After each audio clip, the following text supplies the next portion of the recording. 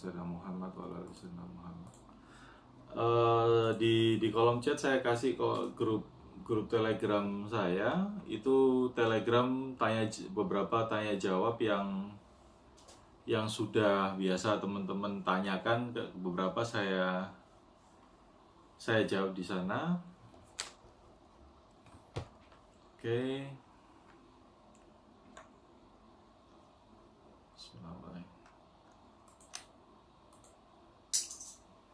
Bentar ya, pelan-pelan ya. Bismillah. Level marketing 1 tentang mindset. Berapa banyak dari Anda yang sekarang hari ini benar-benar mengucapkan terima kasih pada upline Anda, merasakan rasa syukur yang luar biasa karena dulu ada seseorang, yaitu upline Anda, yang datang menawari bisnis MLM, bisnis MCI kepada Anda. Bahkan mungkin dulu Anda ngerasa bahwa mungkin ngerasa sebagian dari mereka ada yang ngejar-ngejar lah, ada yang ya nge-push sekali apa dan seterusnya. Dulu mungkin awal ditawari rasanya nggak nyaman, terus hari ini Anda benar-benar terima kasih banyak. Kurang lebih sih seperti pertanyaan yang lainnya adalah berapa banyak dari Anda yang hari ini ngomong terima kasih sama orang tua Anda dulu, bahwa dulu Anda pernah diajari satu ilmu atau dipaksa untuk melakukan sesuatu sehingga Anda terbiasa untuk melakukan sesuatu itu, sehingga Anda punya skill tertentu yang dulu waktu jalaninya mungkin ngedumel ya, maksudnya dipaksa untuk nyuci piring lah, untuk caranya bersihin mobil, caranya kalau laki-laki caranya ganti roda mobil lah dan seterusnya. Kita jalannya waktu itu benar-benar keberatan sekali gitu ya, sambil ngedumel mungkin. Tapi hari ini kita ngomong terima kasih sama orang tua kita karena waktu kita sudah dewasa, kita sudah jadi orang tua, kita ini manfaatnya sekarang baru bisa saya rasakan.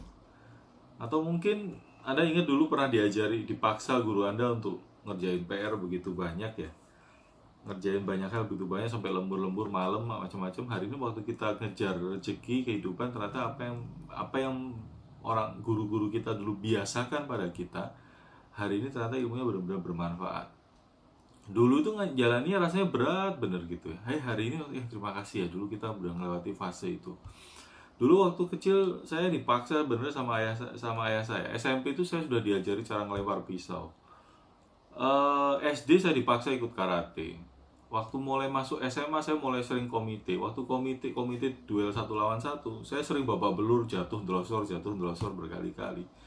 Tapi hari ini waktu dewasa, ketika ada kejadian-kejadian saya harus membela keluarga saya, bela diri, saya sangat bersyukur sekali bahwa itu apa yang dulu dipaksa waktu masih kecil tuh ternyata hari ini cukup banyak membantu. Cukup tidak mudah untuk ditakut-takuti orang, digebrak orang, macam-macam. Kenapa? Karena dari SD itu sudah diajari bela diri. Kenapa? Karena ada trauma dari ayah saya dulu pernah dipukul orang macam-macam, dia nggak pengen anaknya jadi suatu saat anaknya nggak bisa melawan atau nggak bisa melindungi diri ketika dua. Saya termasuk orang yang tidak suka kekerasan, makanya waktu saya pikir kalau saya nggak ganggu orang nggak bakal ganggu saya. Tapi bersama dengan waktu, ketika kita sudah dewasa, ternyata dunia jalannya nggak gitu. Karena kita udah kita nggak ngapa-ngapain, dia tetap aja ada yang diganggu. Kalau kita sudah diganggu aja, mungkin masih nggak apa-apa, tapi kalau sampai keluarga diganggu apa macam, itu urusannya jadi berbeda. Dulu waktu belajarnya itu rasanya astagfirullahaladzim, dipaksanya untuk melakukan kegiatan itu. Tapi alhamdulillah hari ini kita bersyukur. Nah, dari situ kita belajar bahwa hidup itu bukan tentang kita belajar tentang apa yang kita sukai atau tidak kita sukai, tapi kita belajar apa yang perlu untuk dipelajari dulu, untuk kita bisa menjadi lebih baik. Jadi kuncinya adalah bukan apa yang kita sukai atau tidak sukai, tapi adalah apa yang perlu untuk dipelajari. Sama dalam bisnis ini, kadang-kadang ada beberapa hal yang memang yang kita perlu untuk pelajari dulu. Jadi contoh misalnya di VSN dibiasakan untuk baca minimal 15 menit sehari. Ya sebenarnya malu-maluin, impiannya miliaran, kepingin dapat income miliaran per bulan, tapi baca 15 menit bukan kebiasaan. Itu rasanya kok ya kurang pantas. Kenapa? Karena semua leader, semua orang kaya di dunia rata-rata adalah seorang pembaca. Kalau Anda mungkin tipikalnya sama seperti saya, yang saya ini tipe audio, jadi saya lebih tahan mendengarkan daripada saya membaca. Eh, itu lebih, akhirnya itu pun saya paksa. Dulu kalau masih awal-awal, saya sambil ngerjain pekerjaan begini, istri saya membacakan sebuah buku di samping. Tapi kan kadang-kadang nggak bisa, kasihan juga kalau setiap kali satu buku saya suruh bacain ya kan. Ya sudah, akhirnya saya memaksakan diri untuk membaca. Ya alhamdulillah, kalau buku-buku masih saya kejar sekitar 100 halaman per hari. Jadi saya nggak lihat 15 menit ya, saya lihat apa yang saya bisa dapetin hari ini dari buku itu. Itu termasuk di MCI sendiri juga, ketika kondisi sekarang pandemi, Anda mulai harus perlu lagi untuk belajar hal-hal yang berhubungan dengan presentasi secara online. Ini bukan masalah suka nggak suka, dan sama seperti waktu event kemarin di acara Stokis saya sampaikan, ya dugaan sih Juni selesai COVID-nya, atau mungkin ada yang bilang September, ada yang bilang Desember, ada yang bilang Oktober, dan seterusnya. Ada yang bilang sampai 2022. Dulu seorang profesor dari Harvard juga bilang bahwa Indonesia ini pasti sudah ada yang kena COVID, cuma karena tidak diperiksa, akhirnya kelolosan itu bulan Februari, profesor dari Harvard. Dan waktu itu Menteri Kesehatan kita menolak statement itu, sampai akhirnya jadi polemik juga di media. Faktanya ternyata memang beneran COVID sudah masuk ke Indonesia, dan ya sudah, menterinya terus nggak ada kabar. Dari komunitas yang sama dari Harvard menyatakan bahwa ini pandemi efeknya bisa sampai tahun 2022, jadi masih lama. Jadi kalau misalnya Anda semua berpikir bahwa tunggu santai dulu lah, nunggu nanti kalau COVID selesai baru kita prospek lagi, terlalu lama. Sementara kita butuhin, tetap kebutuhan hidup tetap terus berjalan. Jadi tinggal bagaimana caranya kita perlu untuk merubah. Memang harus kita belajar banyak hal baru di kondisi sekarang, supaya kita bisa tetap berpenghasilan, bahkan kalau bisa penghasilan kita bisa lebih besar daripada kejadian kemarin. Iya, banyak orang berkata bahwa wah sekarang lagi pandemi, sekarang lagi susah lah. Iya benar, lagi banyak masalah lah, apalah macam-macam dan seterusnya. Tapi kalau walaupun sesusah apapun, tetap orang butuh penghasilan, butuh income, butuh jaminan. Pertanyaannya tuh gini loh. Kalau mungkin ya tahun 2002 ya, waktu ada bom Bali itu ya. Waktu bom Bali itu ada sebuah multi level marketing masuk ke Bali waktu itu. Jadi sementara industri penopang utamanya industri pariwisata down, banyak orang keluar dari Bali, terus kemudian apalagi orang turis-turisnya banyak keluar dari Bali, terus kemudian ada satu perusahaan multi level marketing masuk di sana dan dia boom, jadi gede di sana. Waktu di Soviet tahun 91 nggak salah, itu kan pecah, negaranya pecah, krisis di sana gila-gilaan. Waktu itu saya ingat presidennya Gorbachev kalau nggak salah.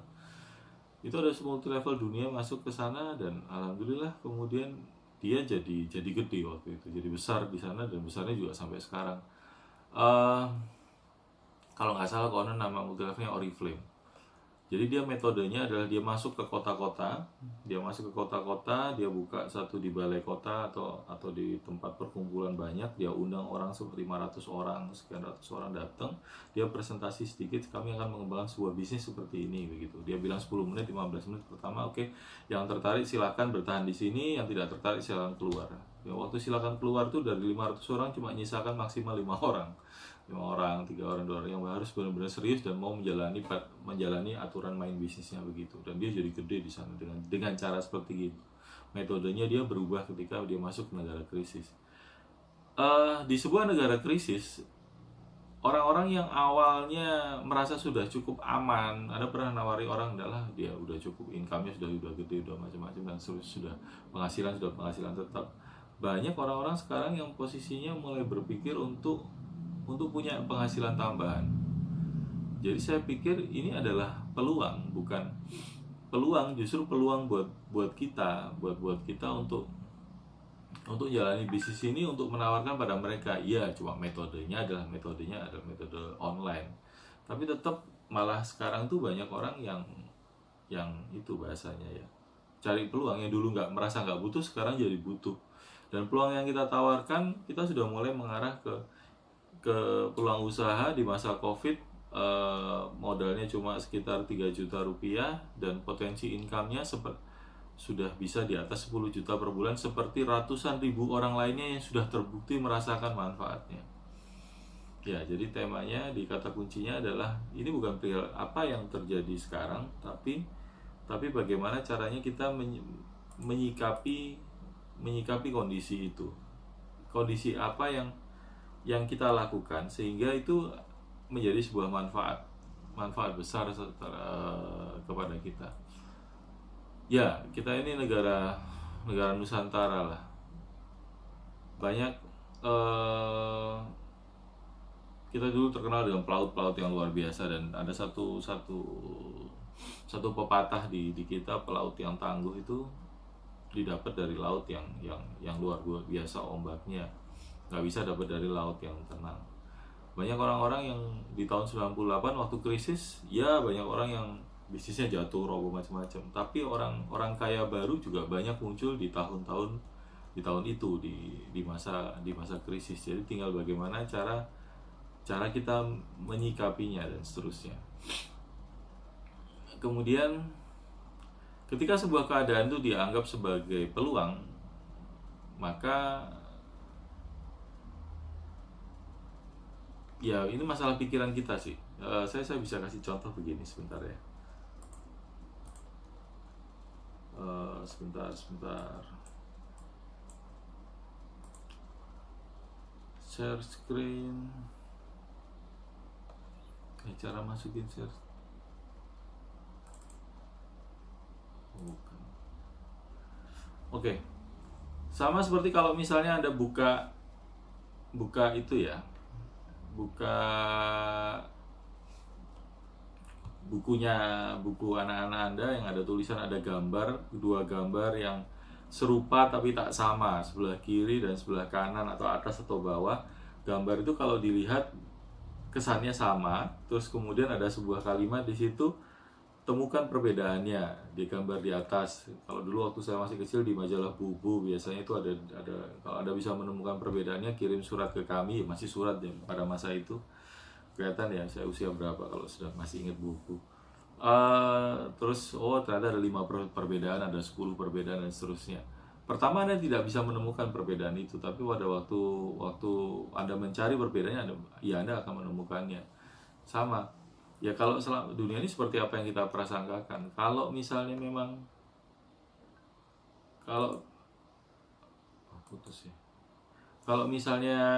kalau misalnya kita mencari apa yang kalau misalnya cari informasi, wah sekarang lagi krisis lah, lagi susah lah, lagi inilah, ya Anda cari itu, maka semesta akan menunjukkan banyak. Maka orang-orang akan menunjukkan bukti, dunia ini akan menunjukkan bukti-buktinya bahwa memang ya lagi susah begitu. Tapi kalau Anda melihat mencari ke peluang-peluangnya, maka akan Anda melihat bahwa peluang-peluang apa yang bisa dikerjakan pada masa sekarang. Nah, jadi temanya adalah mau krisis ataupun tidak, tetap semua orang butuh income. Banyak orang yang dulunya udah merasa cukup dan sekarang butuh penghasilan tambahan, dan itu jutaan orang, nggak 1-2 orang. Banyak, kemarin satu kota sekian ratus ribu orang dikeluarkan lah apa dan seterusnya. Dan saya pikir modal usaha dengan potensi income di atas 10 juta per bulan, terbukti sudah ada 100 orang lebih yang berpenghasilan di atas 100 juta per bulan. Ini kira-kira peluang yang luar biasa. Nah, ketika kita sudah meyakini, ketika mindset kita sudah benar bahwa ini adalah sebuah peluang untuk meraih kehidupan yang lebih baik, maka bagaimana caranya kemudian kita di bisnis ini bisa mendapatkan peluang itu. Nah, saya selalu menekankan akan pentingnya memulai dari hati. Kenapa? Karena begini. Kalau zaman dulu kala kita jualan sesuatu, kita bisa sekedar sebatas pasang pengumuman, ada gambar, saya jual lagi barang ini harganya sekian, udah pasang pengumuman gitu, sudah pasang foto produk dan pasang harga. Dan itu karena saya juga masih menemukan di member MC aja ya, cuma sekedar upload foto dan berharap dan berharap ada orang lewat dan membeli produknya. Padahal produk kita itu bukan produk-produk komoditas seperti beras, gula, apa yang semua orang sudah tahu cara memanfaatkannya. Produk kita itu produk yang memang produk multi level. Ciri khas produk multi level marketing yang bisa bertahan panjang adalah produk-produk yang penyebarannya memang butuh penjelasan tambahan, butuh orang harus dijelaskan manfaatnya dan seterusnya. Awal satu, apa bedanya antara pasang pengumuman, sekedar pasang foto, harga dan seterusnya, penjualan. Kalau penjualan itu adalah kita melakukan riset dulu, orang ini kebutuhannya apa sih. Jadi kalau di salah satu beberapa teknis menjual diri, satu, kita suka baca semua hal yang berhubungan dengan bidang kita. Yang kedua adalah kita membaca orang ini kebutuhannya apa sih kira-kira. Yang ketiga adalah bagaimana caranya, kebutuhan apa yang dia siap hari ini, saat ini dia mau bayar untuk mendapatkan, menyelesaikan menjadi solusi kebutuhannya itu. Nah, yang ketiga adalah tema cara berjualan adalah tentang menginspirasi, yaitu tentang menceritakan tentang nilai, tentang apa yang sedang Anda perjuangkan di sini, atau apa yang setiap hari sedang Anda perjuangkan.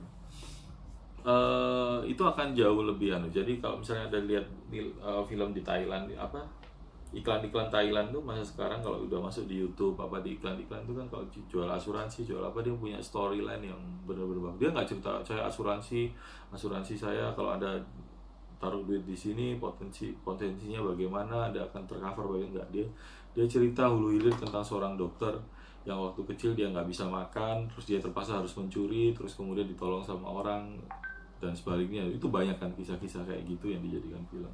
Itu menginspirasi. Sama di bisnis ini adalah bisnis tentang menginspirasi orang lain bahwa ada kehidupan bisa menjadi lebih baik.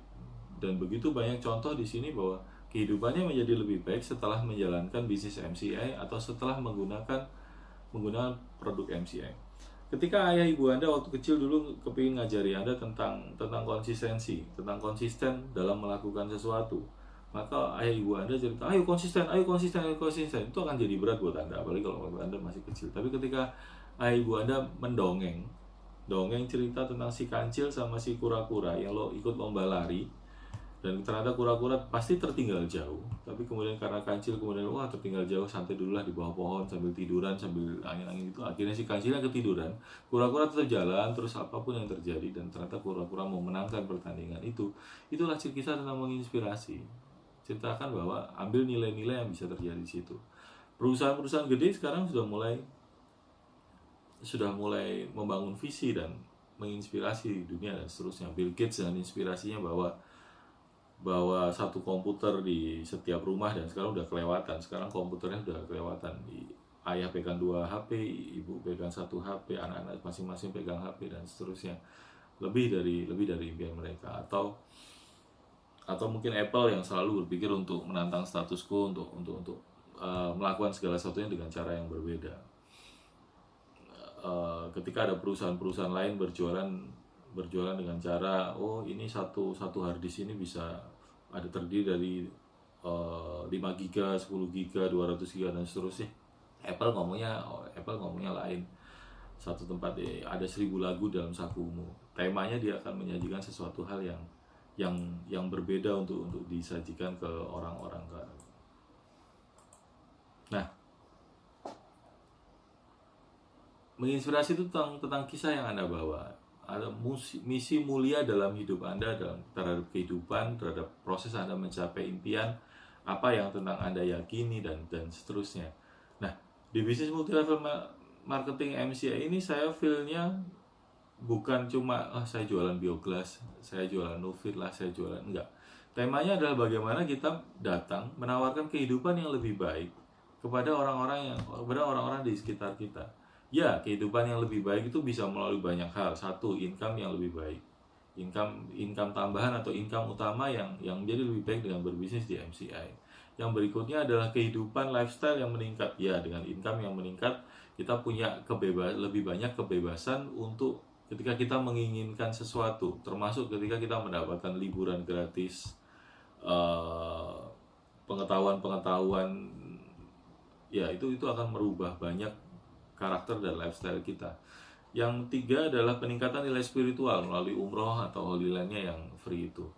Nah, dan saya juga memperhatikan bahwa teman-teman ketika Anda bisnisnya tipikalnya adalah tipe bisnis yang Anda harus berinteraksi dengan banyak manusia, biasanya nilai rasa humanismenya akan juga berkembang. Makanya kalau biasanya teman-teman yang kita temui biasanya di orang-orang yang bisnisnya berurusan dengan banyak manusia, ketika income-nya naik, nilai sedekahnya juga naik.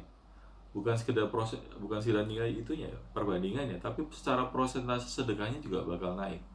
Dan saya juga nemuin beberapa leader ketika ngobrol ketemu macam-macam, dia bilang, Pak, saya dulu orangnya nggak kayak gini, Pak, saya dulu orang gampang marah, gampang bete lah, gampang apa macam-macam. Hari ini saya bisa jauh lebih baik, saya nggak gampang marah, saya lebih sabar, saya lebih apa setelah menjalani di bisnis. Iya, karena ada ditempa dengan bertemu dengan lebih banyak orang.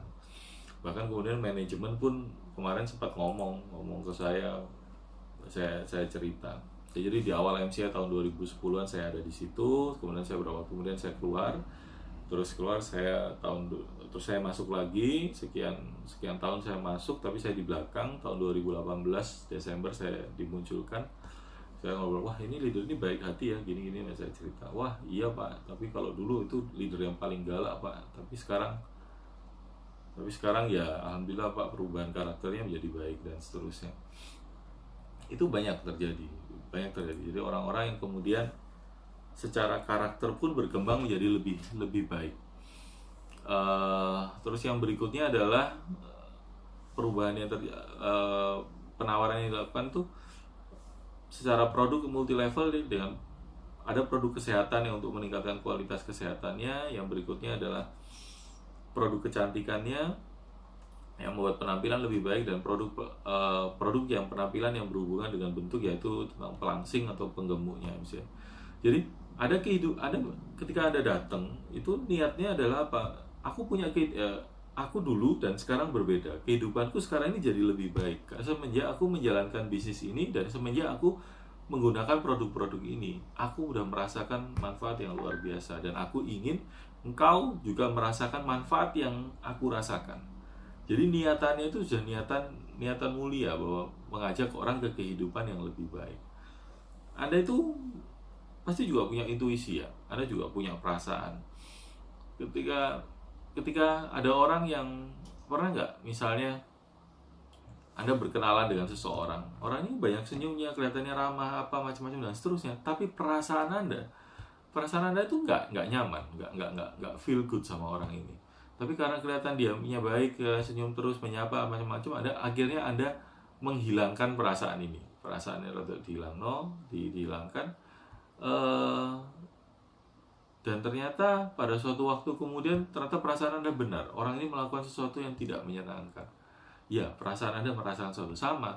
Ketika Anda cuma fokus berjualan, nodong orang, jualan, maksa orang untuk membeli apa dan seterusnya, orang akan merasa tidak nyaman. Dari awal ketemu itu sudah tidak nyaman.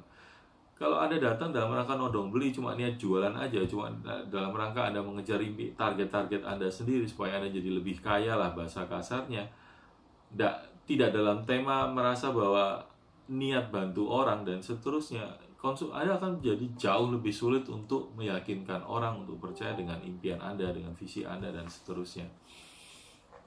Jadi kalau misalnya itikadnya lebih baik, itu akan lebih mudah. Dan ketika Anda ditolak, Anda akan merasa baik-baik saja. Karena aku niat nolong kamu tidak mau, ya sudah, oke, tidak apa-apa.